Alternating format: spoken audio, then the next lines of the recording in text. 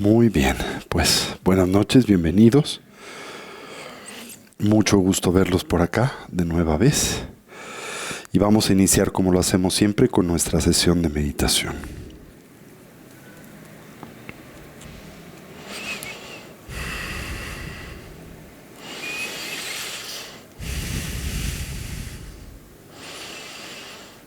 Si te puedes quitar tus zapatos, te lo agradecería.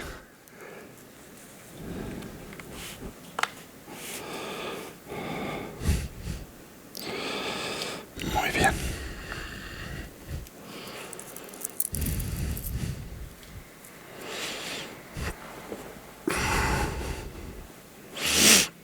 Muy bien.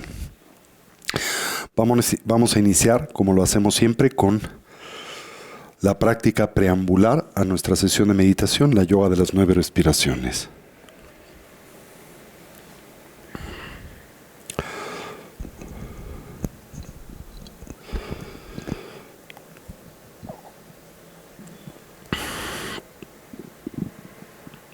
Para la misma nos ponemos derechitos con nuestra espalda erguida,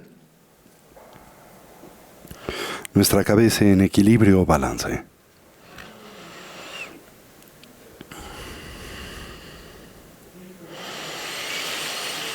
Evoquemos introspectivamente una imagen mental de nuestra forma física.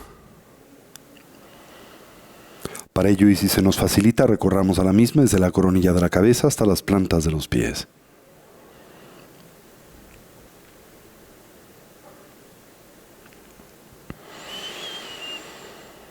Transitemos hacia la meditación del cuerpo vacuo. En esta, a él imaginémosle, concibámosle como una silueta luminosa y translúcida ausente de sustancialidad, con la forma y postura comúnmente asociada al Buda Vairochana. En nuestro medio surge el eje primario del sistema de energía sutil, constituido por el canal central, el Avaduti, así como los dos canales adyacentes, el masculino o lunar, Rasana, y el femenino o solar, Lalana. Al primero le concebimos como una espiga luminosa de color azul profundo, no más gruesa que el dedo meñique de la mano. Recordamos parte de ese punto comúnmente conocido como el de la apertura de Brahma, localizado 8 dedos por detrás de la línea original del cabello, donde se abre y extiende como un embudo o la punta de un mosquetón. Baja ligeramente por enfrente y paralelamente a la columna vertebral, hasta arribar a un punto 4 dedos por debajo del ombligo, donde se redondea y cierra como la punta de un bastón. Los dos canales adyacentes parten de las fosas nasales. Se extienden y suben hasta la coronilla de la cabeza, donde se encorvan como el cuello de un bastón, bajando paralelamente al canal central con el que se conectan en ese punto 4 dedos por debajo del ombligo. El canal masculino, de color blanco. El femenino, de color rojo. Al primero, los hombres le localizan a la derecha del canal central. Y para las mujeres y su fisiología sutil en la posición inversa. Con ello en mente, ejecutemos la yoga de las 9 respiraciones. Acompañémosla de la respiración del ánfora o de la vasija. El trabajo con los diferentes tipos de prana o de vayu. Al inhalar intentamos saturar la totalidad de nuestra capacidad pulmonar. Al hacerlo, pausamos por un momento y descansamos en el estado mental emergente, más profundo, menos dualista, menos discursivo y quizá inclusive libre de elaboración. Subsecuentemente exhalamos con fuerza, como si disparásemos una flecha a través de un arco. Liberamos 30% del prana presente en la parte superior del cono pulmonar, asociado al viento kármico. Al terminar la exhalación, una vez más pausamos por un momento. Volteamos la atención sobre de sí misma, intentamos reconocer el estado y condición mental emergente en la que descansamos, libre de elaboración. Culminamos con la práctica del Bumpacheno de la gran vasija. En esta inhalamos simultáneamente por ambas fosas nasales. Introducimos el prana en el canal central. Una vez más, pausamos por un momento. Giramos el estómago 7 veces en el sentido de las manecillas del reloj, 7 veces en el sentido contrario, mientras retenemos la respiración. Exhalamos con fuerza, liberando el viento kármico. Pausamos una vez más y repetimos este proceso 3 veces. Presionamos con el dedo pulgar la primera falange del dedo anular. Le abrazamos en el gesto conocido como el puño adamantino, con los dedos índices ligeramente extendidos. Con ellos presionaremos los diferentes puntos de acupresión. Y así ejecutamos la yoga de las 9 respiraciones.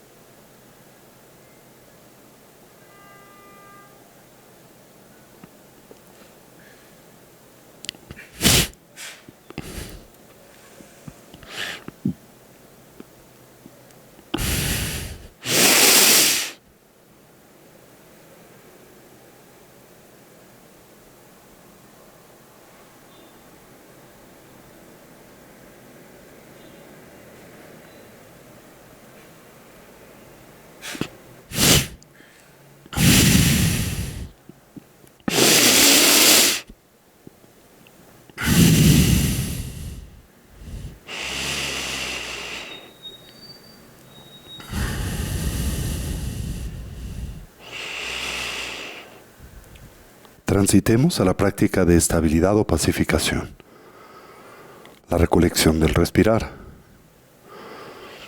Cualquier idea, cualquier sensación o estímulo que en nosotros surja la observamos y liberamos. Consciente y lúcidamente intentamos dejarla pasar sin elaborar sobre de la misma. Con una actitud de suavidad y naturalidad volvemos la atención o recolección sobre el flujo natural de la respiración.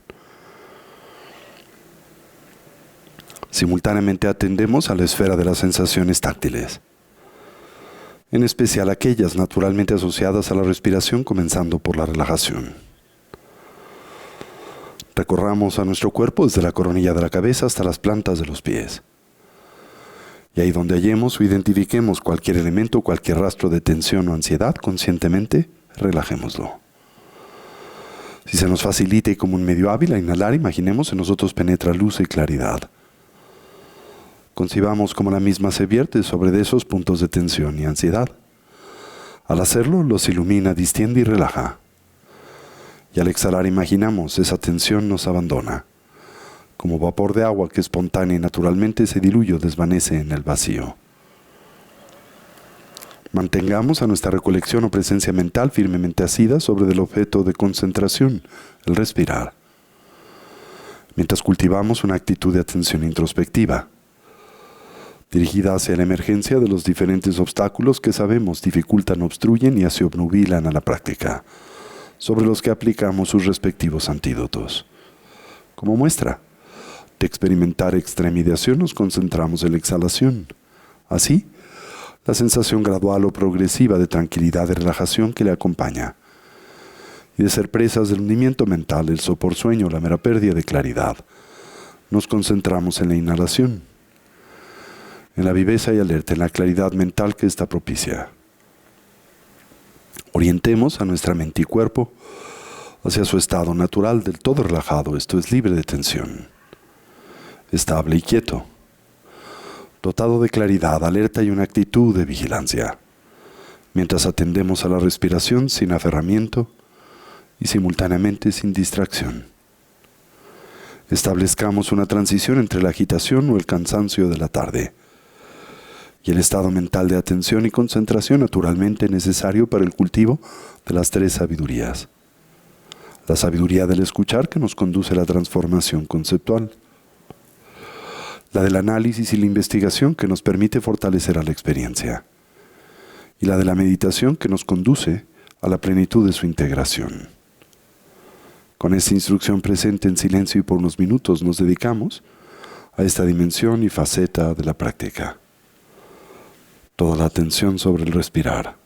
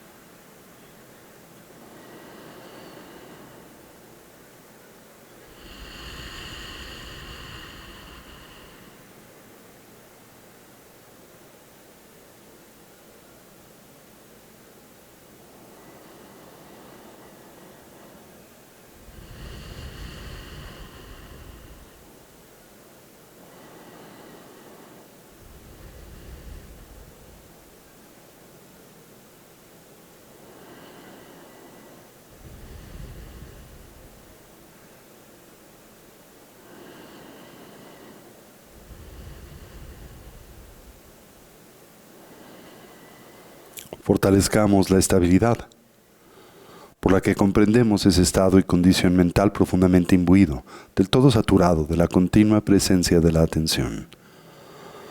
Para ello observemos la expansión y contracción del diafragma y del abdomen.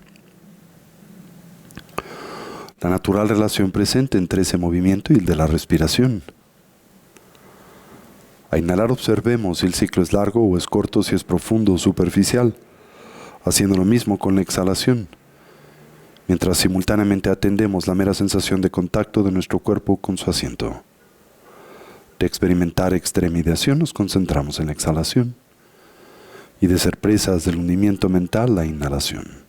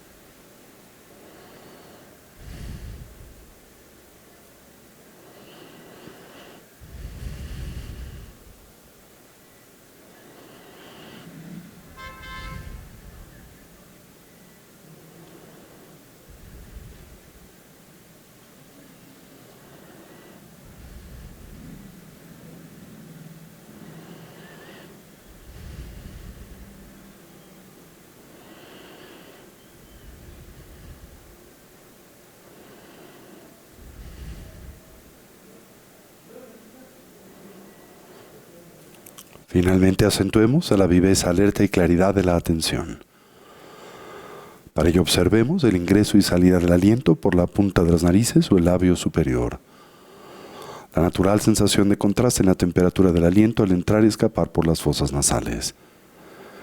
Y si se nos facilita como un medio hábil la presencia de una pequeña esfera luminosa o un ticle en el medio del entrecejo en la que suavemente focalizamos la atención. Una vez más, de experimentar extremidad nos concentramos en la exhalación y de ser presas del hundimiento mental la inhalación.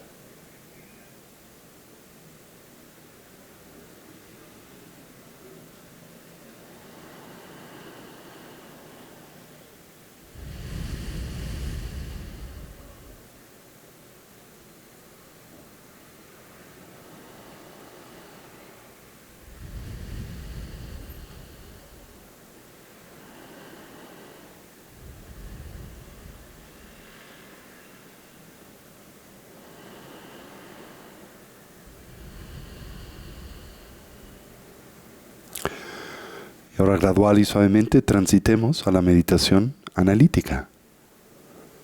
Entendamos por la misma un natural complemento a la práctica de la estabilidad. Y así evoquemos a los 4 recordatorios, los pensamientos que orientan y motivan a nuestra mente hacia el despertar. Comencemos por lo preciado de la vida humana. Reconozcamos su rareza. En realidad, lo difícil que es obtenerla. Su condición de ocio y oportunidad, en el contexto de las 8 libertades y 10 riquezas. Lo fácil que es perderla, su fragilidad, su transitoriedad, y así la gran oportunidad con la que en efecto contamos aquí y ahora, para imprimir y para dotar a nuestras vidas de una dimensión y sentido de genuino significado, el que naturalmente asociamos a la consecución del bienestar genuino, a través del medio del estudio y la práctica del Buda Dharma.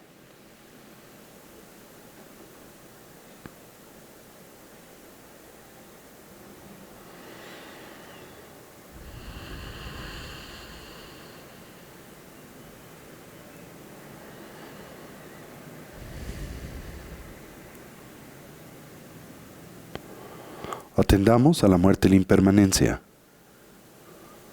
Como todo cambia y se transforma instante a instante o momento a momento. Y como en realidad nada y nadie duran para siempre. En especial, señalemos a nuestra propia condición mortal.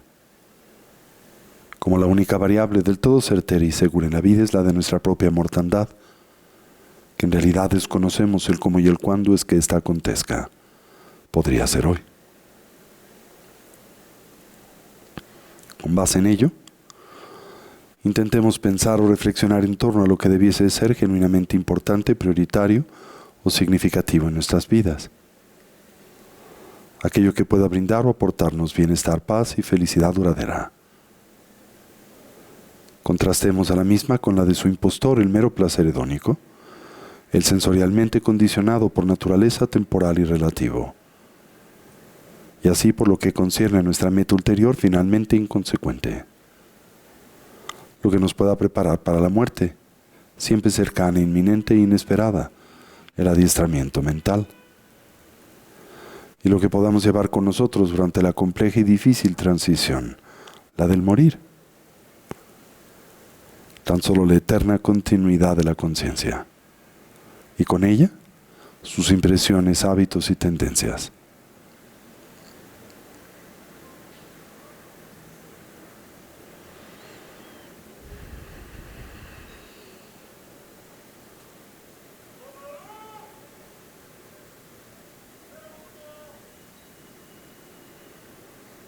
Exploremos a las causas y sus consecuencias. Como nuestro presente es el natural resultado de nuestra actividad pasada, la de mente, palabra y cuerpo. Como nuestro futuro será el efecto de la suma de nuestra actividad pasada y presente. Como todo lo que hacemos, pensamos, decimos se torna así en significativo, haciéndonos del todo responsables de nuestra propia vida y vidas, en especial de la experiencia que de estas derivamos, siempre personal, íntima y subjetiva.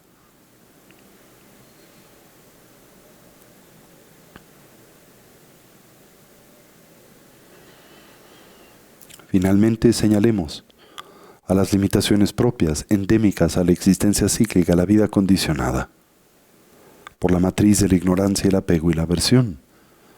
Como en esta todos los seres sufren, como experimentan y transitan por un sinnúmero de dificultades, conflictos y problemas de la misma manera que nosotros.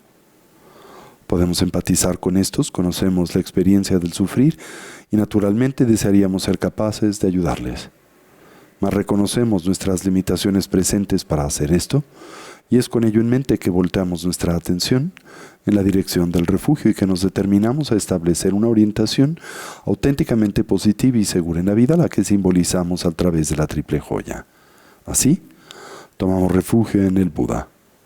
Lo hacemos no tan solo como un hombre o persona, sino como alguien que representa la naturaleza abierta y clara de la mente, así como sus potenciales evolutivos. Tomamos refugio en el Dharma, como un compromiso para integrar y poner en práctica las instrucciones de vida, las de desarrollo y cultivo que el Buda nos dio o aportó. Tomamos refugio en la Sangha, la comunidad primariamente compuesta por aquellos genuinamente avanzados en el sendero, los despiertos, los Budas, los liberados o los Arhats, los héroes o los Bodhisattvas. Indirecta y simbólicamente la comunidad de amigos y amigas, que en el sendero y camino nos inspiran, auxilian y ayudan. Y de forma central, la primera de las tres raíces, la del ama, nuestro natural vínculo para con el Dharma, el punto en donde sus cualidades simbólicamente coinciden, haciéndose a nosotros presentes, y así afirmamos: Lamala Kyabsun Chio, Sanjela Kyabsun Chio, Chula Kyabsun Chio, Gendunna Kyabsun Chio, Lamala Kyabsun Chio, Sanjela Kyabsun Chio, Chula Kyabsun Chio, Gendunna Kyabsun Chio. Transitemos ahora a la meditación de vacuidad, el preámbulo de los métodos y sistemas introspectivos propios del Sendero del Diamante. Así concebimos como todo lo que nos rodea gradualmente se diluye o desvanece en el vacío. Este espacio, nuestra ciudad, país, continente y planeta. Nuestro cuerpo referente físico con base en el cual comúnmente edificamos nuestro sentido de identidad personal. Todos estos se diluyen, se desvanecen en el vacío. Lo único que permanece es la función primaria de la conciencia, su mera claridad y darse cuenta. Descansemos en esta dimensión de la conciencia desnuda por un momento en un estado y condición libre de elaboración.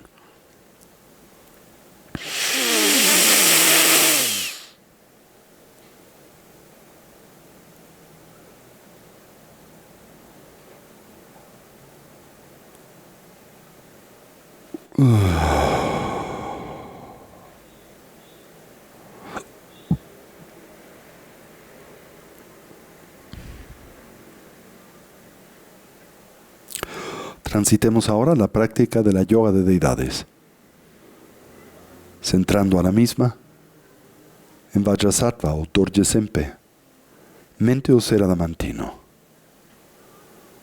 La figura que sintetiza el potencial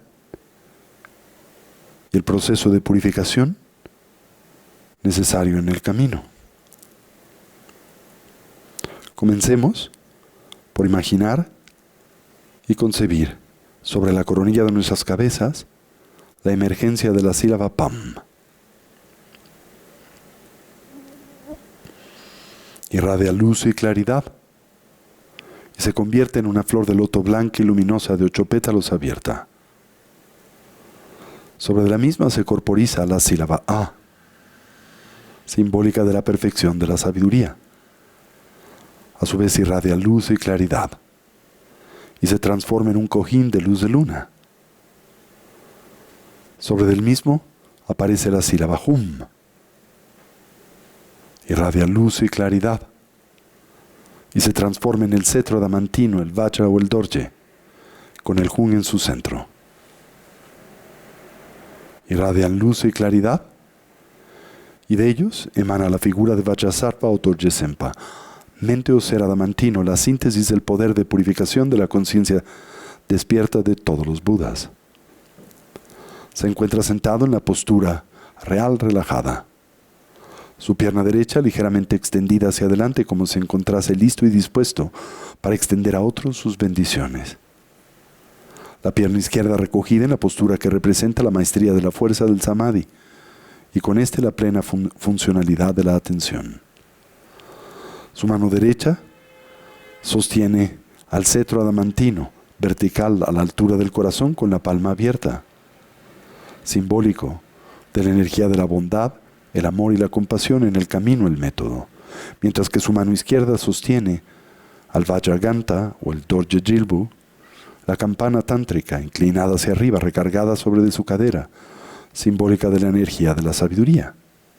Recordemos cómo en maridaje, con la de la bondad, el amor y la compasión, detonan y propician el despertar o la iluminación.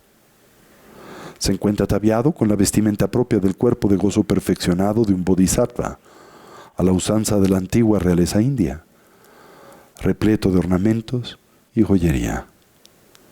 Porta la tiara de 5 puntas que simboliza las 5 familias búdicas y su respectiva sabiduría. El cabello recogido a la manera del yogi, dividido en 3 nudos, simbólico del cultivo del triple entrenamiento superior. Y en su parte final, el símbolo de la trascendencia de la dualidad, una media luna, un sol y una esfera luminosa o ticle. El resto de su cabello se proyecta sobre sus hombros y espalda, simbolizando su estancia en el mundo, más simultáneamente la libertad de sus condicionamientos.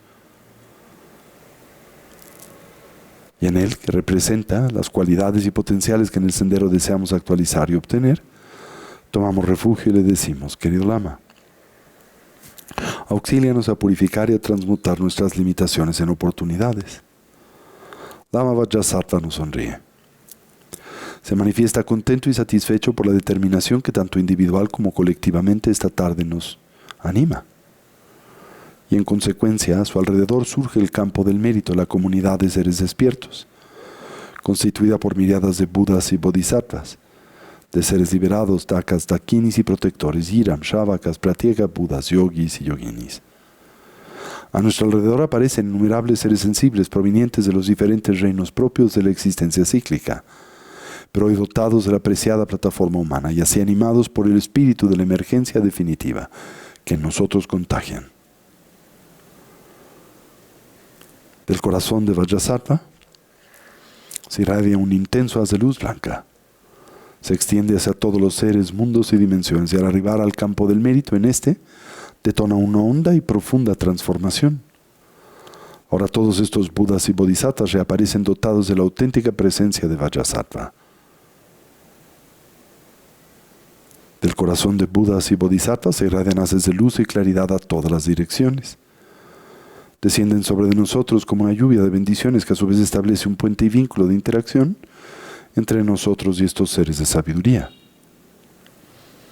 Grandes como montañas, pequeños como partículas de polvo, irradian réplicas de sí mismos, las que ahora se funden en la figura central de Vajrasattva, incrementando su luz y presencia por 1000. Le concebimos como una montaña de plata iluminada por 1000 lunas. Y ahora en el centro del chakra del corazón de Vajrasattva surge un disco lunar. Y sobre del mismo una vez más la sílaba Hum, blanca, iridiscente y translúcida. A su alrededor aparece el mantra de 100 sílabas de Vajrasattva. Emerge en el sentido contrario de las manecillas del reloj en 2 espirales y media. Y en el instante en que comencemos la fase de recitación invierte su giro ahora al sentido de las manecillas del reloj. Del mismo se irradia un néctar de transformación y purificación que gradualmente inunda y satura a Vajrasattva, desde las plantas de sus pies hasta la coronilla de la cabeza. Eventualmente se derrama por la coronilla y en especial por el dedo pulgar del pie derecho, virtiéndose sobre de nosotros y los seres que nos rodean. Penetra en nosotros como un espeso néctar que recorre las paredes internas de nuestro cuerpo y del mismo arrastra y purifica sus impurezas físicas, lo cual sentimos acontece en 3 etapas. En la primera imaginamos y sentimos se purifican nuestras limitaciones físicas presentes, las que salen de nuestro cuerpo por las plantas de los pies, las palmas de las manos, los poros del cuerpo y el ano, como si se tratase de tinta negra y humo negro que al abandonarnos y vertirse sobre la tierra se transforma en abono. En una segunda etapa imaginamos se purifican nuestras limitaciones físicas potenciales, quizá como nuestras debilidades genéticas. Salen de nuestro cuerpo de la misma manera, pero ahora como pus, sangre coagulada y ennegrecida, que una vez más al vertirse sobre la tierra en esta opera como un nutriente. Y finalmente imaginamos, sentimos nuestras limitaciones físicas resultantes de nuestra interacción con diferentes contaminantes ambientales se purifican, los auditivos, gustativos, táctiles y olfativos. Nuestra visión kármica de la vida que nos ata a la existencia cíclica, los eventos ambientales y estelares que nos son detrimentales. Todos estos se purifican. Las acciones físicas que otros proyectan sobre de nosotros, movidos por sus propias aflicciones mentales y emocionales. Salen de nuestro cuerpo por las plantas de los pies, las palmas de las manos, los poros del cuerpo y el ano como miriadas de alimañas, que al abandonarnos se diluyen y desvanecen en el vacío. Donde sea pertinente aplicamos las fuerzas y poderes de oposición. Les reconocemos como el corazón de la purificación, el arrepentimiento y no culpa, la determinación de enmienda, la convicción de reorientar a nuestras vidas en la dirección positiva y segura que hemos simbolizado a través de la triple joya, y la necesidad de cultivar una mente altruista que contrarreste al egoísmo, como el imperativo de corregir el daño que a través del cuerpo hayamos propiciado en otros o inclusive en nosotros mismos. Y mientras sentimos esto, experimentamos la fuerza vibratoria del mantra de 100 sílabas de Vajrasattva 21 veces. Om Vajrasava Samaya Manupalaya Vajrasavat Venupatita Tisdome Bhava Sutujome Bhava Supojome Bhava Nuraktume Bhava Savasiddhime Prayat Sarva Karma Suchame Chitam Shriyam Kuruhum Ha Ha Ho Bhagavan Sarva Tata Tavajamame Muncha Vajivava Mahasamaya Sarva Ahum Pe Om Vajrasava Samaya Manupalaya Vajrasattvat Venupatita Tisdome Bhava Sutujome Bhava Supojome Anuraktume Bhava Savasiddhime Prayacha Sava Karma Suchame Chitam Shriyam Kuruhum Ha Ha Ho Bhavan Sarva Tata Tavajamame Muncha Vajivava Mahasamaya Sarva Ahum Pe Om Vajrasava Samaya Manupalaya Vajrasattvat Venupatita Tisdome Bhava Supojome me bhava, subhokayo me bhava, anurakto me bhava, savasiddhi me prayacha sava karma suchame, chitam shriyam kuruhum ha ha ho bhavan, sarvatata tavajama me munjavaji bhava mahasamaya sarva ahum pe. Om Vajrasava Samaya Manupalaya Vajrasattvat Venupatita Tisdome Bhava Supojome Bhava Supojome Yorum Hao Bhavan Sarvatata Tam Zamriva Masamaya Sampem Samsaya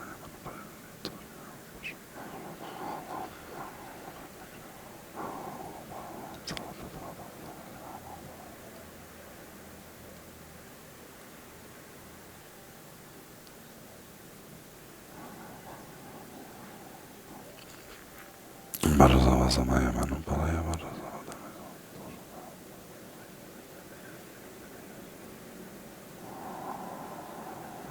Vajrasava Samaya Manupalaya Vajrasattva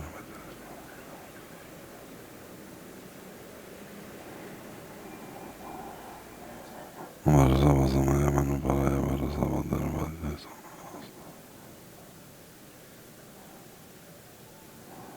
Vajrasava Subhashame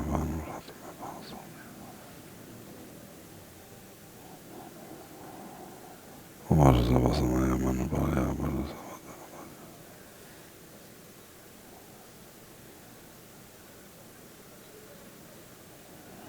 Vajrasava Samaya Manupalaya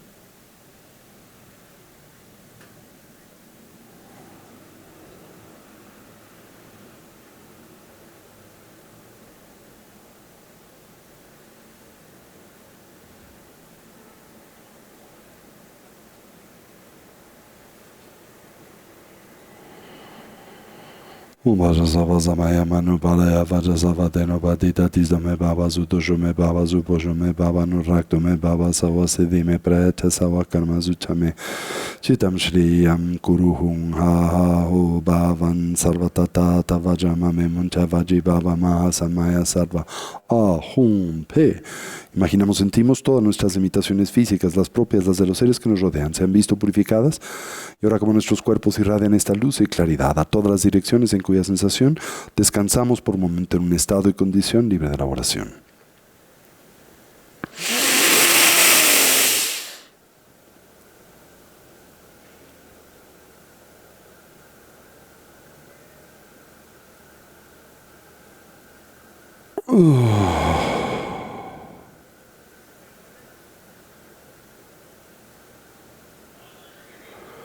Ahora imaginamos o sentimos cómo se lleva a cabo el proceso de la purificación verbal o comunicativa.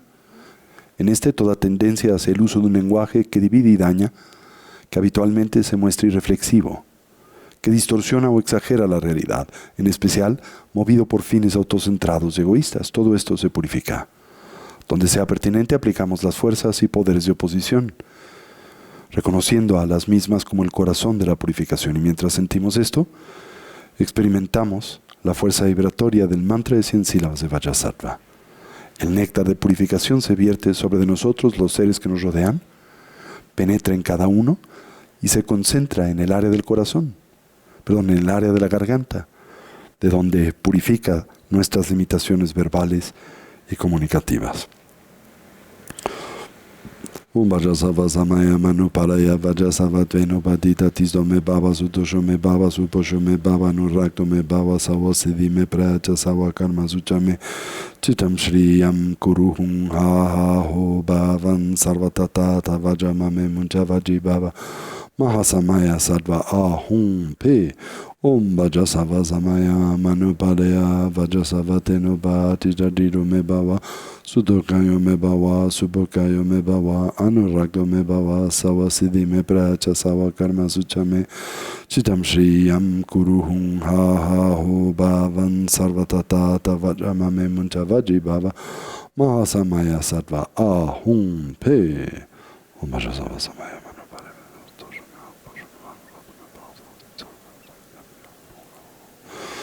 Vajrasavazamaya manupalaya vajrasavateno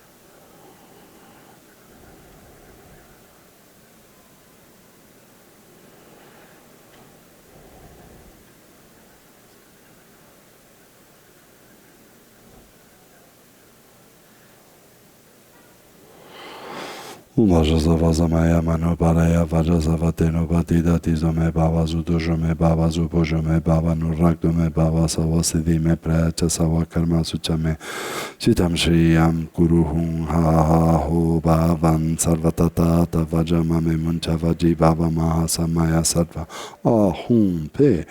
Imaginamos, sentimos nuestras imitaciones verbales y comunicativas, las propias, las de los seres que nos rodean, se han visto purificados y ahora como nuestros cuerpos irradian esta luz y claridad a todas las direcciones en cuya sensación descansamos por un momento en un estado y condición libre de elaboración.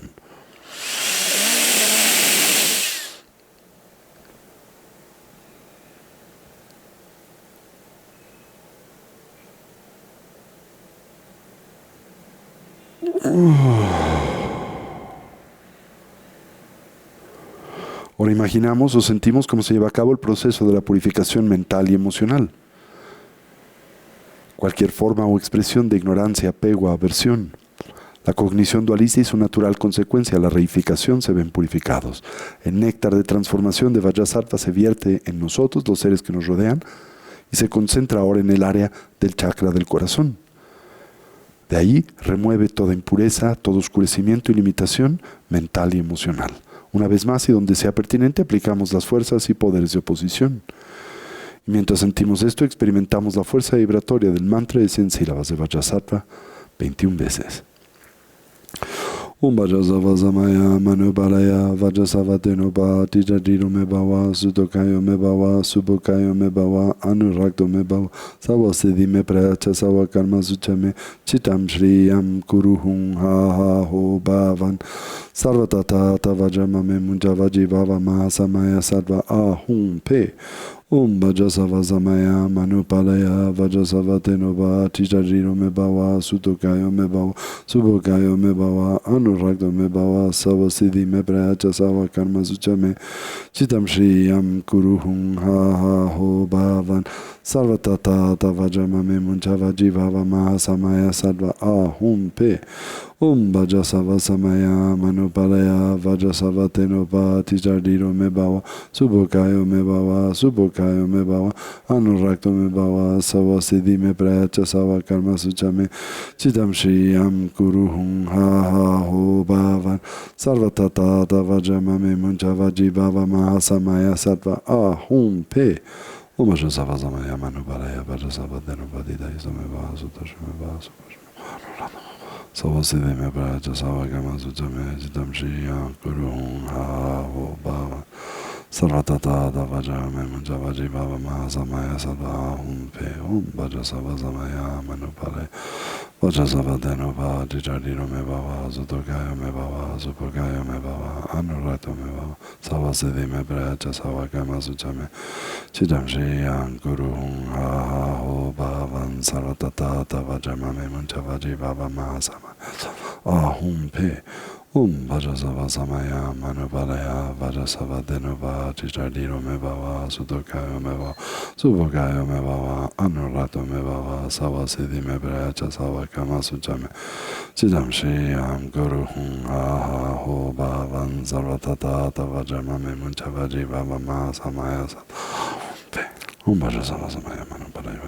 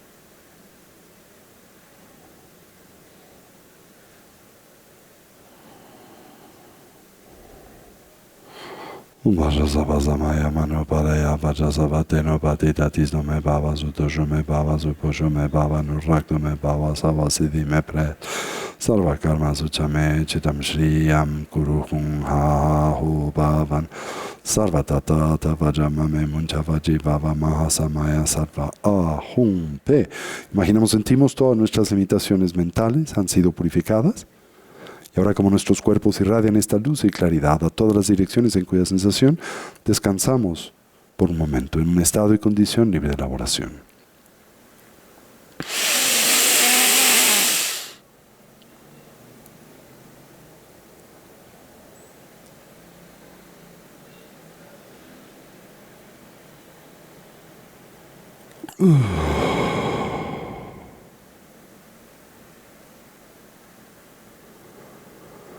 Ahora imaginamos o sentimos cómo se lleva a cabo el proceso de la purificación simultánea. En este, cualquier remanente de nuestras impurezas físicas, mentales y comunicativas se ve purificado. En nosotros se plantan las semillas para la eventual consecución de la red de cualidades físicas, mentales y comunicativas de un Buda. Y nuestro cuerpo se transforma en una matriz de luz y claridad multicolor. Mientras sentimos esto, experimentamos la fuerza vibratoria del mantra de 100 sílabas de Vajrasattva 21 veces. Vajasavazamaya Manupalaya Vajasavat Venupatita Disdo me bhava Sutojo me bhava Subojo me bhava Nurakto me bhava Savasiddhi me pracha Sava Karma Suchame Chitam Shriyam Kuruhum Ha Ha Ho Bhavan Sarvatata Vajamame Munchavaji Bhava Mahasamaya Sarva Ahum Pe Vajasavazamaya Manupalaya Vajasavatenopa Chichajiru me bhava Sutokayo me bhava Supokayo me bhava Nurakto me bhava Savasiddhi me pracha Sava Karma Suchame Chitam Shriyam Kuruhum Ha Ha Ho Bhavan Sarvatata Vajamame Munchavaji Bhava Mahasamaya Sarva Ahum Pe. Vajasavazamaya Manupalaya Vajasavatenopa.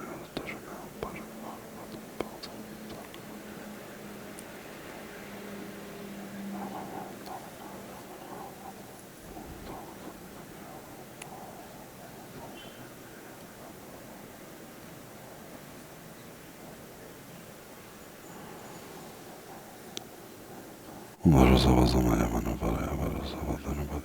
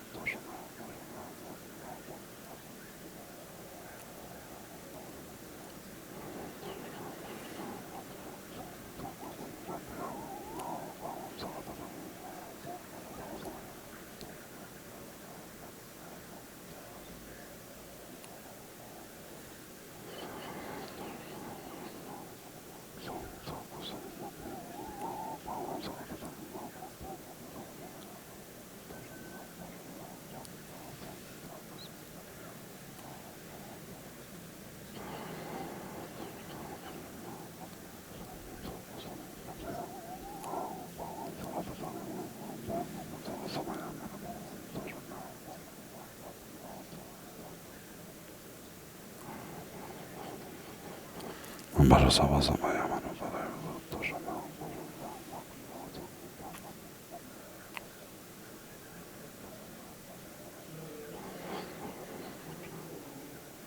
Vajasavazamaya Manupalaya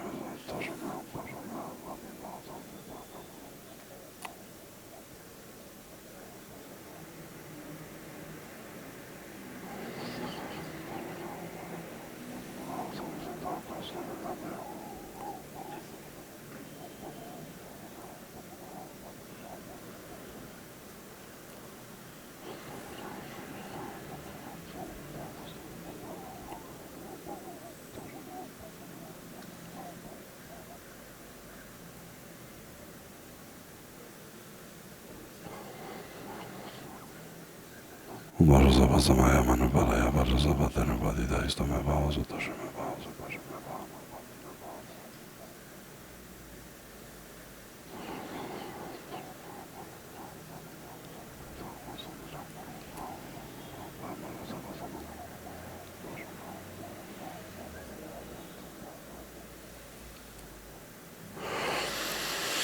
Om Vajasava Samaya Manupadaya Vajasava Denoba Dijardiro Me Bava Sudokayo Me Bava Subakayo Me Bava Anurakto Me Bava Savasiddhi Me Pracha Sava Karma Suchame Siddham Shriyam Kuruhum Ha Ha Ho Bhavan Sarvatata Vajama Me Muncha Vaji Baba Mahasamaya Sarva Oh Hum Pe. Imaginamos, sentimos todas nuestras limitaciones físicas, mentales y comunicativas. Las propias, las de los seres que nos rodean, se han visto purificadas y ahora como nuestro cuerpo irradia luz y claridad multicolor a todas las direcciones, en cuya sensación descansamos por un momento en un estado y condición libre de elaboración.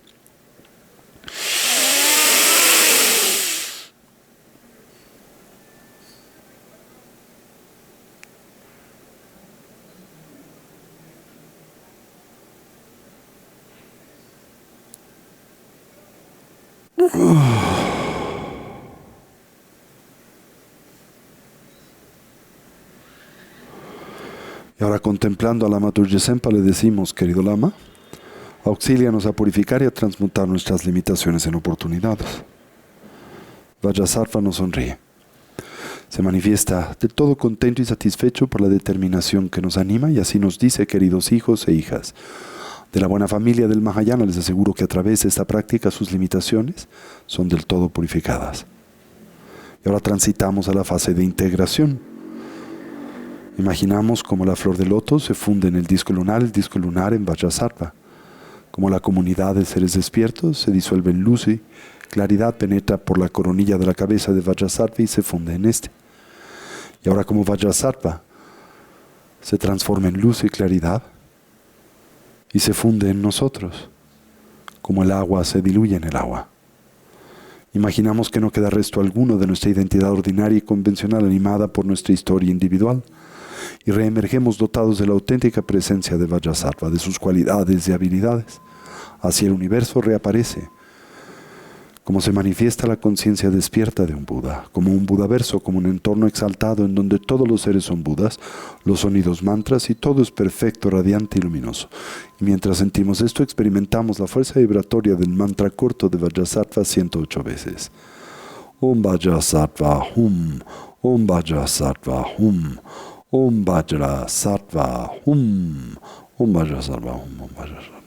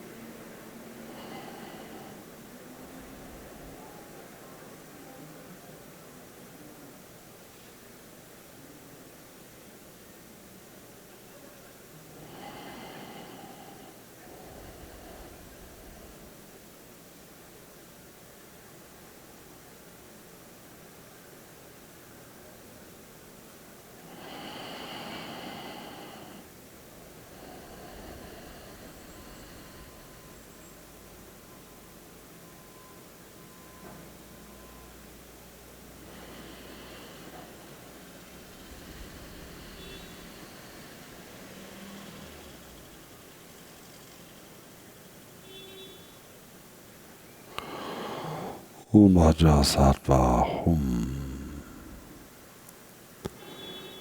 Ahora transitamos a la fase de perfeccionamiento. Con ella emulamos la transición del morir y el dormir. Y en ellas la emergencia de la luz clara esencial de la mente, la cual tratamos de reconocer y con la que buscamos familiarizarnos. Una vez más, en nuestro medio surge el canal central, una espiga luminosa de color azul profundo no más gruesa que el dedo meñique de la mano. Parte de la coronilla de la cabeza, la apertura de Brahma, y termina en el chakra secreto, donde se redondea y cierra como la punta de un bastón. Ahora Vajrasattva irradia luz y claridad, penetra por el canal central y reaparece a la altura del corazón con sus ojos bien cerrados, lo cual emulamos. Como en el tránsito del morir y el dormir, vientos sutiles primarios y secundarios penetran en el canal central. Las gotas neurales masculinas descienden por la parte superior del mismo y las femeninas ascienden por la parte inferior de este. Las gotas neurales masculinas de color blanco y las femeninas de color rojo presionan a la gota indestructible, y en el instante en que escuchan el palmear de las manos, Vajrasattva abre sus ojos, le emulamos. La gota indestructible se fisura y libera la luz clara esencial de la mente, la conciencia primigenia. Tratamos de reconocer y estabilizarla en un estado y condición del todo libre de elaboración. Canal central, Vajrasattva en el medio del mismo, ojos bien cerrados. Vientos sutiles, gotas neurales al corazón.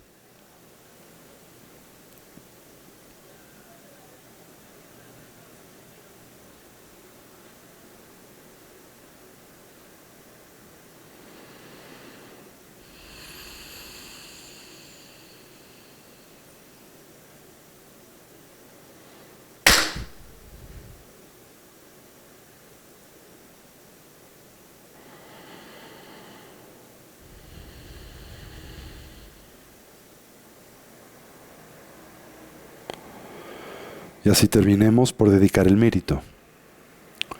Deseemos cualquier potencial positivo que a través de este medio hayamos desarrollado o cultivado sirva y sea de beneficio a todos los seres. Que podamos todos actualizar nuestros potenciales como trascender nuestras diversas limitaciones. Que una mentalidad altruista pueda nacer donde no ha nacido y se incremente donde ya existe. Que todos los seres puedan ser felices y dejar de sufrir y que pronto todos podamos actualizar la condición de la conciencia omnisciente y compasiva de un Buda no solo en nuestro propio y especial beneficio, sino en particular en el de aquel de los que nos rodean. Así es. Así es. Así es.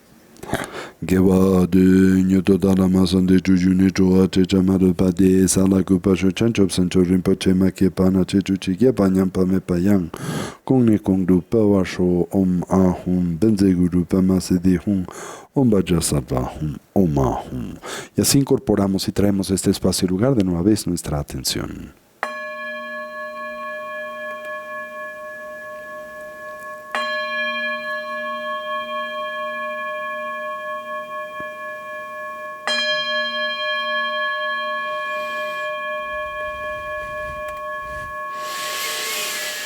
Muy bien. Pues les recuerdo, precisamente este fin de semana estaremos auspiciando, como lo hacemos una vez por año, un retiro intensivo en torno a la práctica de mente de diamante Vajrasattva. Este retiro tiene dos propósitos fundamentales, naturalmente el ensayar, el perfeccionar, refinar y familiarizarnos con esta práctica y su objetivo, que es precisamente la purificación de nuestras impresiones, hábitos y tendencias de mente, palabra y cuerpo, pero también el hacerlo a manera intensiva como uno de los prerequisitos indispensables para poder llevar a cabo la práctica de la transferencia o emisión de la conciencia, el POA, que es una práctica que hacemos una vez por año, también en un entorno de retiro intensivamente, la primera semana de diciembre, ¿sí? Recuerden que esta práctica requiere de dos prerequisitos.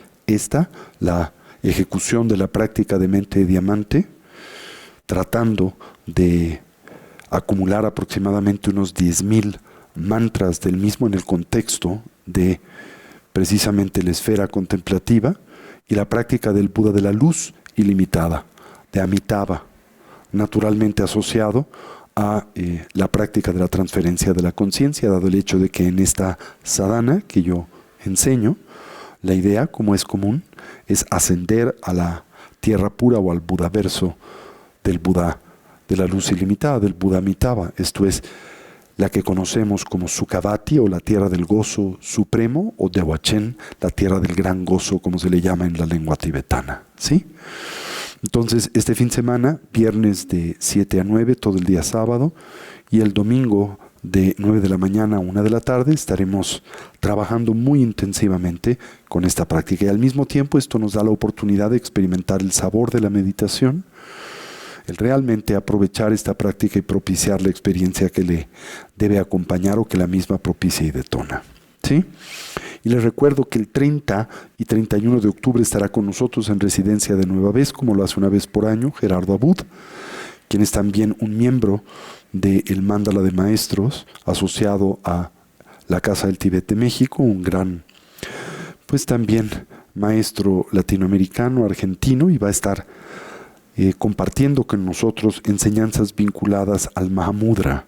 Recordarán que la tradición pinacular del tantrismo indotibetano se divide en dos grandes propuestas, las de la gran perfección y el gran símbolo o sello, el Chakchen o el Dzogchen, como se les llama en tibetano, el Mahamudra o el Mahasandhi, como se les llama en la lengua sánscrita.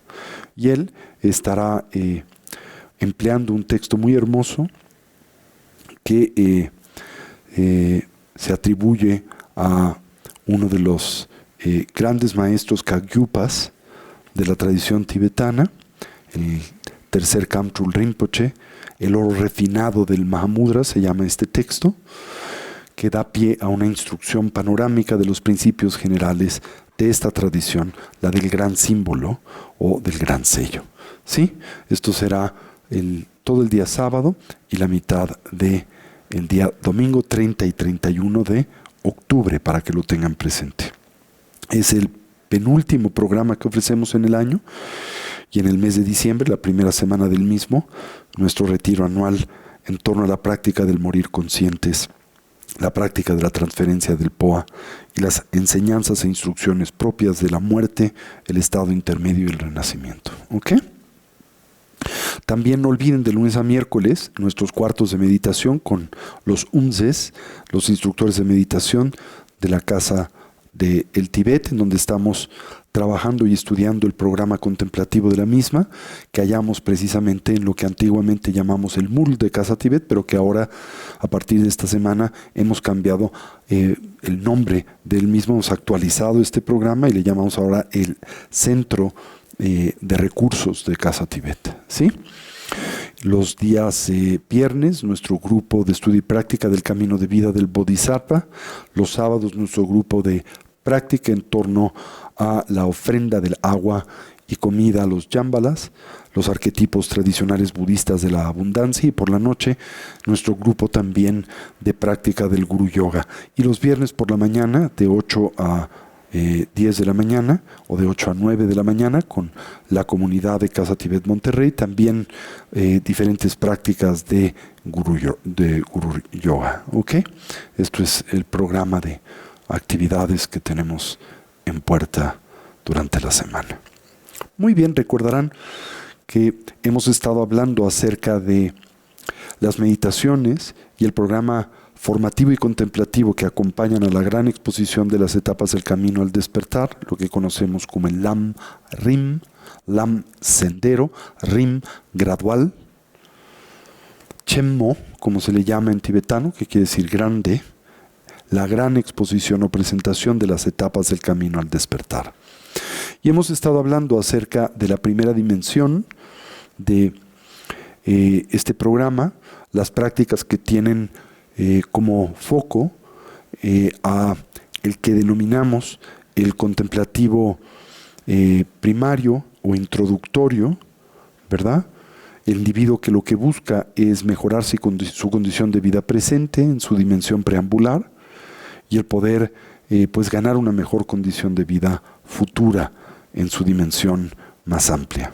Y para ello hemos estado hablando acerca de la importancia del refugio, ¿recuerdan? Y para pues exaltar la importancia del refugio, comúnmente reflexionamos simultáneamente en torno a las cualidades del Buda, ¿sí? El primero de los objetos de refugio. Y en este contexto reflexionamos también acerca de lo que denominamos los 10 poderes de un Buda. ¿Sí? Así que hoy vamos a hablar acerca de estos, los 10 poderes del Buda. ¿Sí? O de un Buda en general. Como punto de partida, no olviden que cuando utilizamos este término, el de un Buda, por el mismo no nos referimos exclusivamente a un individuo o persona, como pudiese ser el caso del fundador de nuestra tradición, Siddhartha Gautama, sino utilizamos este término para referirnos a todo aquel o aquella que a través precisamente de la aplicación de el triple entrenamiento superior ha actualizado de forma plena sus potenciales y trascendido sus diversas limitaciones. ¿Sí? Arribado a la condición de la plenitud del despertar. Estado al que se arriba en consecuencia de haber trascendido el velo de las aflicciones mentales y emocionales y uno todavía más sutil, conocido como el velo a la omnisciencia, constituido primariamente por las impresiones y tendencias más sutiles que nuestras aflicciones mentales y emocionales y particularmente la cognición dualista, pues imprimen en la estructura y continuidad de la conciencia. Cuando un individuo ha eliminado tanto el velo de las aflicciones como el de la omnisciencia, actualiza por naturaleza la condición del despertar y la iluminación. Se convierte en un ser lúcido, Buda, y a su vez se dice, manifiesta los 10 poderes. ¿Ok? ¿Se entendió eso? Un arhat también, o sea, puede que se haya liberado el velo de las aflicciones, pero no necesariamente de la... Exacto. La pregunta es si un arhat se ha liberado de estos 2 velos, no solo del primero, el velo de las aflicciones mentales y emocionales, pero no el velo a la omnisciencia. Y por lo tanto, y técnicamente se ha liberado de la existencia cíclica, ha trascendido al samsara, pero todavía no ha arribado a la plenitud del despertar y la iluminación. Para ello tiene que deconstruir este último velo y tiene simultáneamente que actualizar todavía un entendimiento más profundo de la vacuidad, como simultáneamente desplegar una dimensión también más profunda de la bodhicitta, ¿sí? Que un arhat en sí no ha actualizado del todo. Porque la motivación por la cual un arhat logra liberarse del samsara es siempre una primariamente centrada en sí mismo. Mientras que la razón y el detonante por la cual un bodhisattva se libera de la existencia condicionada es no solo para pues trascender sus propias limitaciones, sino para actualizar las habilidades y potenciales a través de las cuales puede auxiliar y ayudar a los que le rodean. ¿Se entiende? Esa es la diferencia primaria. Bien, el primero de los poderes que se dice un Buda manifiesta es el de el entendimiento o el conocimiento, la sabiduría en torno a las consecuencias de todas las acciones kármicas, de sí mismo y de los que le rodean. De sí mismo en una condición pasada, porque naturalmente cuando un individuo actualiza la plenitud del despertar y la iluminación, la consecuencia de la budeidad deja de producir actividad contaminada, la que nosotros conocemos como karma. Sin embargo, tiene la capacidad, en términos retrospectivos, de señalar y entender el karma producido en el pasado, por sí mismo y por aquellos que le rodean. Recordarán que esta es una de las cualidades que se dice Siddhartha Gautama actualizó durante la noche que le condujo al despertar. No sé si tienen presencia o recuerdan las características de esa transición. Comúnmente a esta se le divide en 3 fases. La de la noche, la de la medianoche y la de el crepúsculo. ¿Se acuerdan? Esto es, cuando Siddhartha se determina a ya sea lograr la plenitud del despertar o morir y se asienta bajo la protección de este árbol, de esta higuera en Bodh Gaya, ¿qué es lo que hace? ¿Recuerdan? Lo primero es que asciende a los trances de absorción meditativa que había perfeccionado a través de la guía de sus maestros brahmánicos, estos excepcionales adeptos y maestros de meditación, Ardhaka Lama y Udaka Ramaputra. Pero ¿qué es lo que Siddhartha había aprendido de estos excepcionales y grandes maestros de meditación? Pues diferentes técnicas de samadhi y particularmente el samadhi asociado a la pacificación, el samadhi del shamatha. No solo el logro de la plenitud de la estabilidad de la atención, al que se arriba a través del refinamiento de los 9 estadios que culminan en la plenitud de la estabilidad y de los que hemos ya aquí hablado y hemos señalado, sino también lo que denominamos las 4 concentraciones propias del reino de la forma y eventualmente las 4 concentraciones propias del reino sin forma. La concentración de la conciencia absoluta, la concentración del espacio absoluto, la concentración de la nada en absoluto y la concentración y de la percepción y de la no percepción. La dimensión pinacular de la atención concentrada a la que un individuo contemplativo puede arribar dentro del contexto de la existencia cíclica. Bien, ahora, recordarán que en esa noche que se dice conduce a Siddhartha al despertar, durante el inicio de la misma, él reconoce y recuerda un evento muy importante de su vida temprana, aquel en donde su padre, el rey Shuddhodana, mientras él era pequeño, aproximadamente a los 8 añitos, pues le pide le acompañe a esta ceremonia del primer arado de la temporada de siembra. Y le deja, pues bajo el resguardo de la sombra de un manzano. Y durante ese tiempo, Siddhartha, de forma espontánea y natural, claro, consecuente de la maestría, de la plenitud, de la estabilidad, de la atención cultivada en vidas previas, asciende de forma espontánea y natural a estos diferentes estadios de meditación, pero arribando tan solo al preámbulo de la concentración propia del reino de la forma. Esto es muy importante porque en ese tránsito entre las concentraciones propias del shamatha y después las que siguen del mismo, las del reino de la forma y sin forma, hay una, digamos, distinción. Se detona un proceso, digamos, absortivo, en donde el individuo, consecuente de este increíblemente poderoso y refinado estado de atención al que se arriba, se suspende el poder discriminativo de la mente. Y el individuo entra en una especie de trance de absorción meditativa, en donde la totalidad de nuestras bases sensoriales físicas se revierten a la mental, y la mental entra en un estado de atención unipuntual libre de elaboración, pero al mismo tiempo también de discriminación. Siddhartha recuerda que precisamente durante ese día en el que se dice que la sombra de este árbol de manzano nunca le abandona, cuando su padre vuelve por él ya en la tarde-noche, lo encuentra rodeado de otros que, azorados, le acompañan al darse cuenta que esa sombra nunca lo abandonó a lo largo del día. Un evento paranormal, consecuente de la maestría de estos estados increíblemente profundos de atención y concentración. Sin embargo, cuando Siddhartha, en la noche que le conduce al despertar, recuerda ese evento, ¿sí?, se da cuenta que asciende tan solo al estado que precede a la concentración o las concentraciones del reino de la forma, ¿sí?, y que en ese estadio que precede a esas concentraciones, su mente pues se encuentra en una condición increíblemente atenta, concentrada, unipuntual y refinada, pero en esta condición todavía no pierde su capacidad discriminativa de análisis e investigación. Y Siddhartha, al recordar ese evento y esa frontera a la que arriba, sin dar el paso subsecuente, que era lo que hacían los contemplativos brahmánicos que le precedieron, se pregunta si no será esa la clave para el logro del despertar y la iluminación. Y precisamente es así que él inicia la aventura introspectiva de esta noche que le conduce a la plenitud del despertar y la iluminación. Y que se divide, acorde a la narrativa budista, en 3 etapas. Primero, la de la primera parte de la noche, después las de la medianoche y después la del albor de la mañana, ¿sí?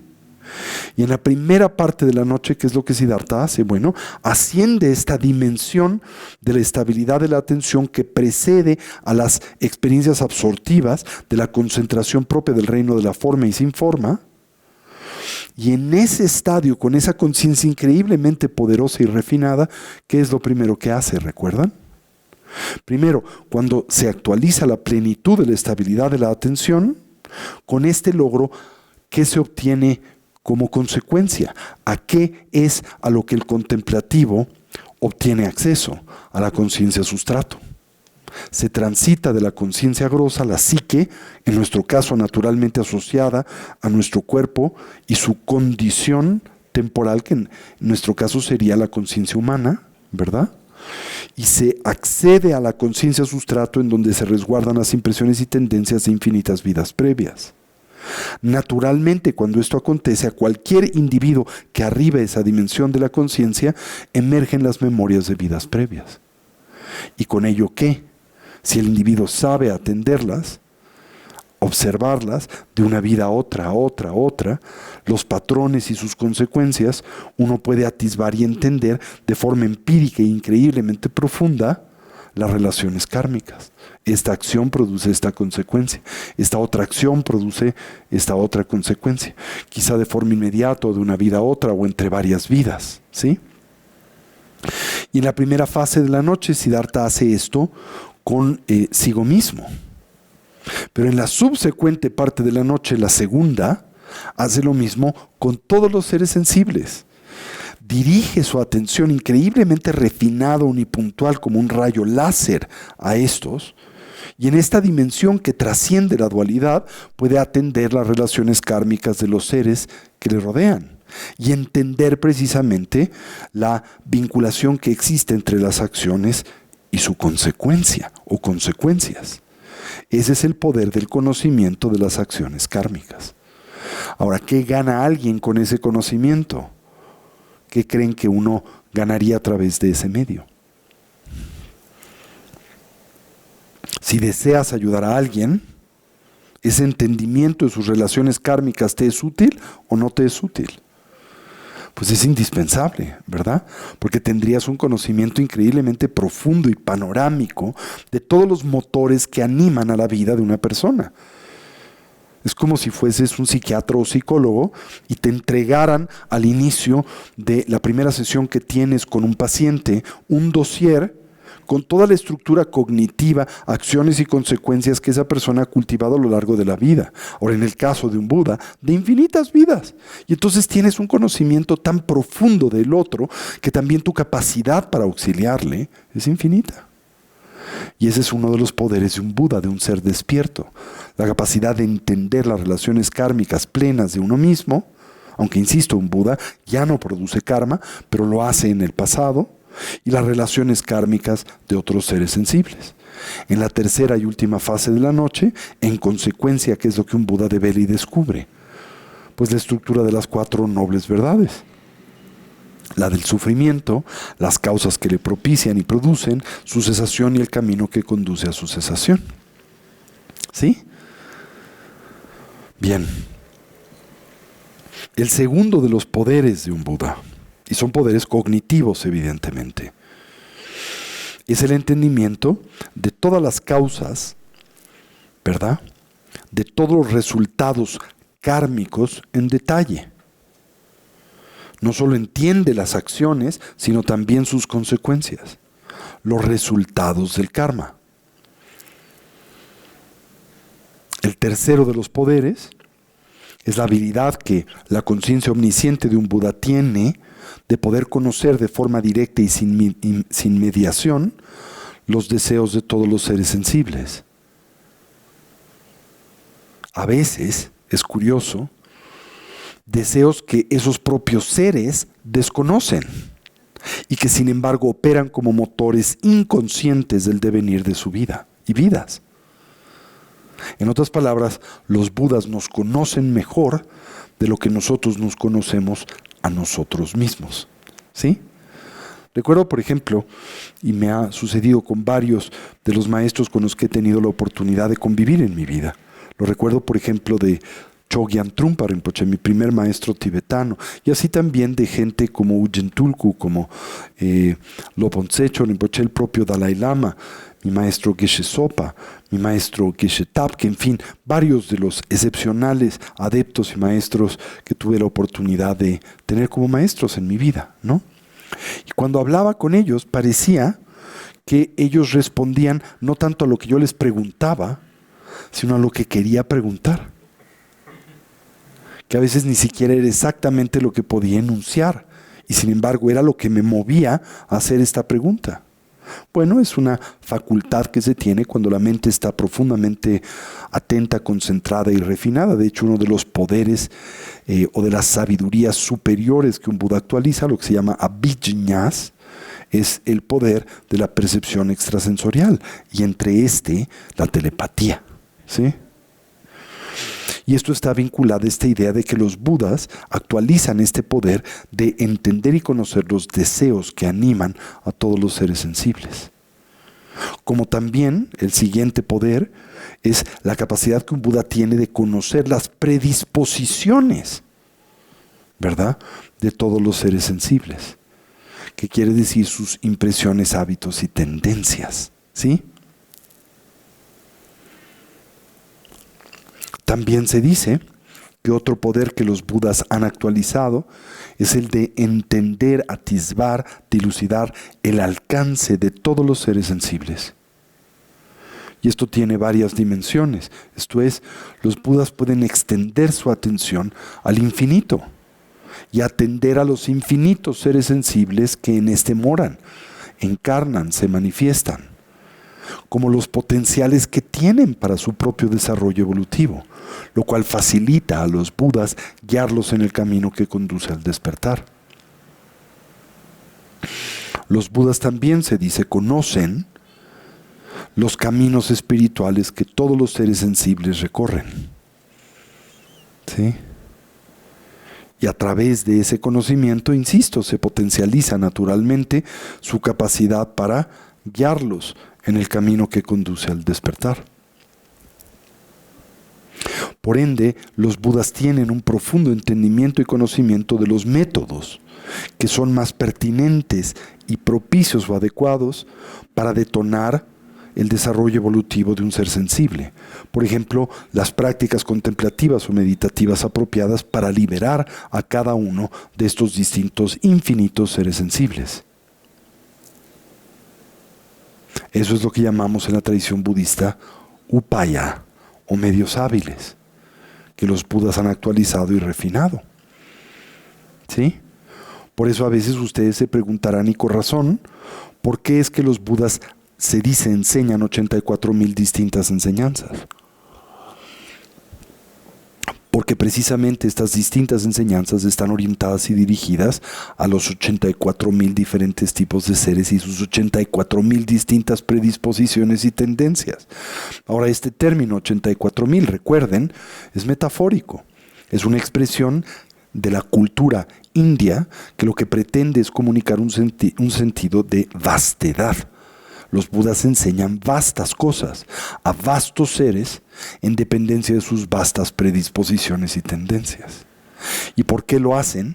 Porque precisamente conocen de todos estos vastos métodos cuáles son los propicios y adecuados para liberar a los seres sensibles o para guiarlos al proceso de la liberación. ¿Ok? Esto se facilita porque simultáneamente los Budas tienen la capacidad de conocer las infinitas vidas previas de los seres sensibles. En la primera fase de la noche del despertar, Siddhartha atiende sus infinitas vidas previas. En la segunda fase de la noche que le conduce al despertar, las infinitas vidas previas de todos los seres sensibles, o de los que éstos deseen atender, con ellos su karma simultáneamente. ¿Sí? También se dice que los Budas tienen el poder cognitivo de entender el proceso de la muerte, el estado intermedio y el renacimiento de los seres sensibles. ¿Sí? Y finalmente, ¿cuáles son los obstáculos que han sido abandonados por estos a lo largo de su infinito devenir? Estos son los 10 poderes de un Buda. Los recapitulo, ¿ok? En primera instancia, el poder de conocer las consecuencias de las acciones kármicas de todos los seres. El poder de entender las causas de todos los resultados kármicos en detalle de infinitos seres sensibles. El poder de entender los múltiples deseos que consciente o inconscientemente animan a todos los seres vivos. El poder de conocer, señalar y dilucidar las predisposiciones que también operan como motores, en este caso comúnmente inconscientes, de la vida y la expresión vital de los seres sensibles. El poder de atender y señalar el alcance de todos los seres sensibles en diferentes mundos y dimensiones y sus potenciales evolutivos. El poder de entender los caminos espirituales que estos seres han recorrido. El poder de dilucidar cuáles son los métodos propicios y meditaciones para liberar a cada uno de estos seres. El poder de entender, atisbar las infinitas vidas previas de estos seres. El conocer, ¿verdad?, el proceso de su muerte, estado intermedio y renacimiento, y los obstáculos que estos han podido abandonar o siguen presentes en la vida de los seres sensibles. Estas son las cualidades de un Buda. Y cuando las contemplamos, naturalmente, como es que un Buda, en consecuencia a nosotros aparece como un objeto confiable de refugio. Recuerden que la razón por la que contemplamos las cualidades y los poderes de un Buda es para nosotros fortalecer la convicción de que estos son objetos confiables de refugio y así orientar nuestras vidas en esa dirección, bajo la guía e instrucción de los mismos. Indispensable en el camino que conduce al despertar. Recuerden que el refugio simultáneamente se concibe consecuente de la actualización de ¿qué? De la renuncia, y con esta el espíritu de la emergencia definitiva. ¿Se acuerdan? Bueno, estas son entonces las variables que en el marco teórico de las etapas del camino al despertar se nos pide reflexionemos en torno a la figura de la primera de las tres joyas, la del Buda. ¿Ok? Pero también se contempla indispensable reflexionar en torno a las cualidades de la segunda de las joyas. ¿Y recuerdan cuál es la segunda de las joyas? La primera es el Buda y la segunda, el Dharma. Las tres joyas son Buda, Dharma y Sangha, ¿verdad?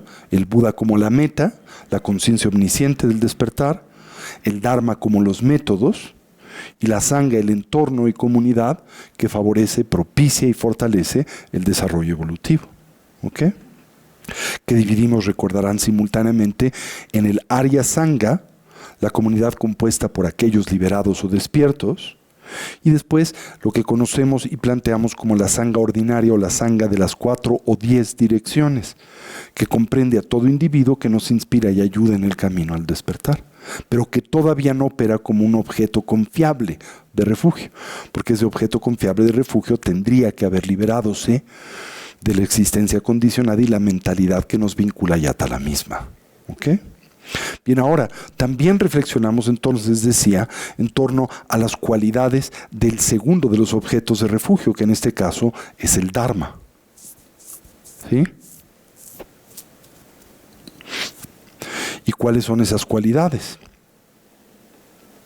Pues precisamente como esa instrucción y enseñanza que adviene de la conciencia despierta de un Buda, tiene la habilidad de entender y dilucidar las causas que propician la incontrolable recurrencia de dificultades y problemas que nos atan a la existencia cíclica y a la vida condicionada, al samsara.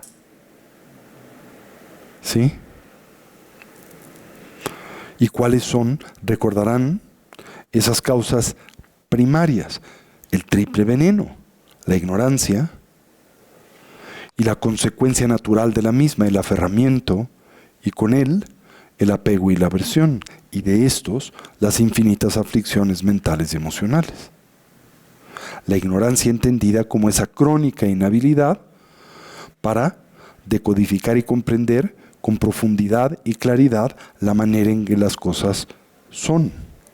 ¿En oposición de qué? De la forma en que esta subjetiva y temporalmente a nosotros aparecen. Nuestra inhabilidad, por ejemplo, para discriminar la apariencia de permanencia y entender su condición en realidad impermanente. Discriminar entre cómo a nosotros los fenómenos aparecen y se presentan como autónomos e independientes, pero son dependientes. Cómo estos aparecen a nosotros como existiendo a manera unitaria, cuando en realidad se manifiestan, aparecen y existen en dependencia de partes, condiciones y circunstancias. Cómo estos fenómenos parecen tener una identidad intrínseca y por lo tanto también albergar cualidades sustanciales, autónomas e independientes, permanentes y estables. Cuando esas cualidades son temporales y relativas y cuando ningún fenómeno posee identidad intrínseca. Y por lo tanto dilucidar las causas del sufrimiento, que precisamente es la ignorancia ¿de qué? De las tres marcas de la existencia. ¿Y cuáles son estas? La impermanencia, la ausencia de identidad intrínseca y las causas que propician el dolor, el sufrimiento y la insatisfacción. ¿Sí? El Dharma tiene esa hondura y profundidad y nos ofrece simultáneamente un camino que conduce a la plenitud del despertar y la iluminación, que en este contexto se divide en el noble óctuple sendero, como también se divide en el sendero del triple entrenamiento superior, el llamado Tri-Shiksha, ¿recuerden? El entrenamiento en la moralidad, que se define como una sabia administración de nuestros distintos y alternativos hábitos de vida en consecuencia del entendimiento de la retribución moral de las acciones. Esto es una vida vivida, pero utilizando como un elemento de conciencia y referencia el karma, el entendimiento de las acciones y sus consecuencias. El cultivo del samadhi, de la funcionalidad mental y la sabiduría, ¿verdad? Esa que discrimina entre la apariencia y la realidad. Esas son las cualidades del Dharma. Y que precisamente el Dharma puede liberarnos del sufrimiento y puede orientarnos hacia la consecución del bienestar genuino y duradero. Por lo tanto, el Dharma es también un objeto confiable de refugio. Y esa certeza que cultivamos a través de este análisis es esencial y fundacional porque nos permite vincularnos al sendero con total y absoluta confianza, indispensable para progresar a través de sus distintas etapas y para genuinamente tomar refugio. ¿Qué quiere decir qué? ¿Recuerdan? ¿Cuál es la concepción budista de tomar refugio? La de reorientar a nuestras vidas en una dirección auténtica y genuinamente positiva y segura, como la que en este contexto simbolizamos a través de la meta del sendero, el Buda, y los métodos que conducen a la actualización de dicha meta, el Dharma. El triple entrenamiento superior, Shila, Samadhi y Prajna. Y finalmente reflexionamos acerca de las cualidades de la comunidad espiritual, ¿sí? Particularmente el Arya Sangha, la comunidad de los nobles, entendiendo por el término Arya en este contexto, la de aquellos o aquellas que han podido liberarse del samsara, de la existencia cíclica. ¿Y qué quiere decir liberarse del samsara? Decíamos hace un momento, erradicar el velo de las aflicciones mentales y emocionales. ¿Y qué anima al velo de las aflicciones mentales y emocionales? La cognición dualista y la reificación. Por lo tanto, quien se libera de la existencia condicionada, se ha simultáneamente separado de aquello que la condiciona, que es la ignorancia, el apego y la aversión, la cognición dualista y la reificación. ¿Sí? Esto hace de esa comunidad de personas, de nueva vez, un objeto confiable de refugio. ¿Sí? ¿Qué quiere decir un objeto confiable de refugio? Aquel que nos protege genuinamente de la reincidencia, de la confusión e ignorancia que nos vincula y ata al dolor y al sufrimiento recurrente y al renacimiento habitual y compulsivo. ¿Sí? Y recuerden que dentro del contexto de esta reflexión, los objetos de refugio pueden ser externos o internos. Porque, por ejemplo, hablamos del Buda externo, el ejemplo de Siddhartha Gautama, pero también del Buda interno, que es la conciencia propia del despertar presente en nuestra naturaleza esencial, la de todos los seres sensibles, ¿verdad? el Buda externo como ser omnisciente, el interno, la propia naturaleza búdica, o el propio potencial para la plenitud del despertar y la iluminación, presente en todos los seres sensibles. El Dharma externo, la enseñanza del Buda, en especial la sabiduría liberadora, que entiende la naturaleza de la realidad. Pero el Dharma interno es la claridad propia de la mente, la luz clara esencial de la conciencia primigenia. El Sangha externo son los seres nobles, los que se han liberado de la existencia cíclica, como también secundaria y simbólicamente la comunidad de amigos y amigas que nos inspiran y ayudan en el camino, mientras que la Sangha interna es la propia determinación para actualizar la plenitud del desarrollo espiritual y la bodhicitta, la mente altruista. ¿Sí? Y en general, recordarán, el Buda nos muestra el camino, la comunidad espiritual nos auxilia en actualizar dicho sendero, y el Dharma es el método que nos conduce a ese objetivo. Por lo que, en términos generales, en la tradición budista se dice que de los 3 objetos de refugio, Buda, Dharma y Sangha, ¿cuál piensan ustedes se concibe como superior? De estos 3 objetos, Buda, Dharma y Sangha, ¿cuál es superior? El Dharma. Porque el Dharma es lo que libera, ¿verdad? La enseñanza, la instrucción en el camino que conduce al despertar. Los Budas no pueden liberarnos, pueden mostrarnos el camino, pero no nos pueden liberar. Los amigos y amigas que en el sendero nos auxilian y ayudan, también pues nos pues apoyan de diferentes maneras, pero tampoco nos pueden liberar. ¿Qué libera? La aplicación del Dharma. Por eso se dice, el Dharma es de la triple joya, la central y la fundacional. ¿Sí? Se dice que Lama Tsongkhapa dice, el autor de la gran exposición de las etapas del camino al despertar, dice: imagínate como un paciente que busca el consejo de un supremo doctor, el Buda, de sus enseñanzas como la medicina, y la Sangha como las enfermeras que te protegen y cuidan durante la convalecencia. ¿En dónde? En el samsara. ¿Hasta aquí vamos? Muy bien, ahora, cuando tomamos refugio simultáneamente, nosotros abrazamos una colección de compromisos y promesas. Y esto debe de ser entendido simultáneamente, pienso, como algo natural. Como dice el dicho, el que alguien algo quiere, pues algo le cuesta, ¿verdad? Y el sendero espiritual, pues naturalmente viene acompañado de ciertas promesas y compromisos que tienen por objetivo el separarnos de la inercia, de la actividad compulsiva, habitual y comúnmente no virtuosa propia de la existencia condicionada.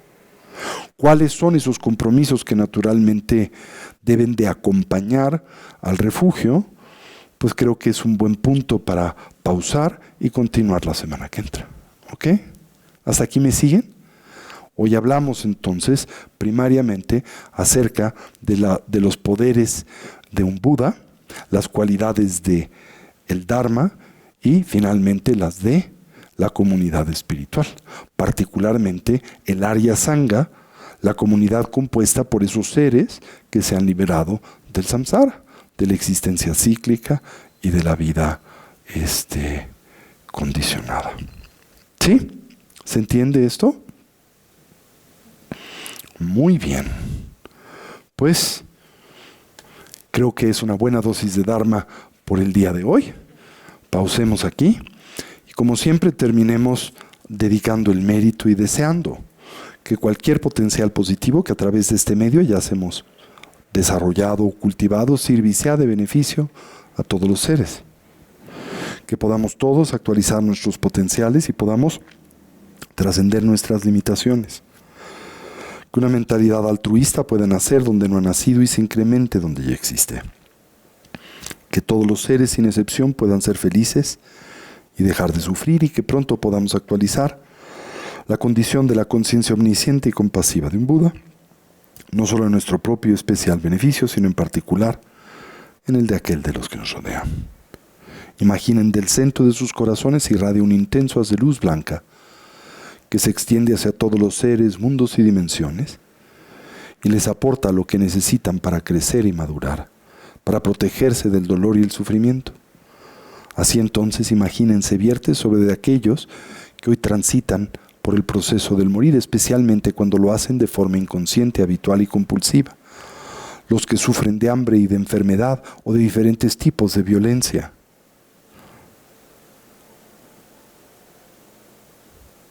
Aquellos que se encuentran enfermos o que se han visto separados de sus seres queridos. ¿Así es? Así es. Así es. Que va de ñoto da namasan de jujuneto a chamado pade salakupasho. Chanjob senjo rinpoche makie pana chechuchi que va nyampa me pa yang kungne kungdu pawasho. Ahum bense guru pema se dijo. Ahum. Pues no olviden que este fin de semana estaremos auspiciando nuestro retiro anual de purificación de mente o ser adamantino. Ojalá todos los que puedan nos acompañen, ya sea en vivo o puedan hacerlo pues cuando tengan esa oportunidad. Recuerden que estaremos transmitiendo todavía este retiro de forma virtual. Todavía nuestros retiros no los estaremos llevando a cabo presencialmente, yo creo que hasta el año que viene, hasta enero en adelante. Recuerden el día jueves nuestro videochat de 5 a 6 de la tarde y pues todos los cuartos de meditación que ofrecemos en la comunidad de Casa Tibet a lo largo de la semana. Muchas gracias y gracias por acompañarme presencialmente ya. La increíble cantidad de 6 personas que espero cada día vuelvan a ser más, y todos los que nos acompañan virtualmente. Les recuerdo que si bien hay ventajas en la instrucción virtual para aquellos que viven en la Ciudad de México, pues aprovechen a hacerlo presencialmente por lo menos de vez en vez, porque nada sustituye la presencia humana y el calor humano en realidad. ¿Ok? Muchas gracias, que descansen y nos veremos en la semana o la semana próxima. Gracias. Muy bien.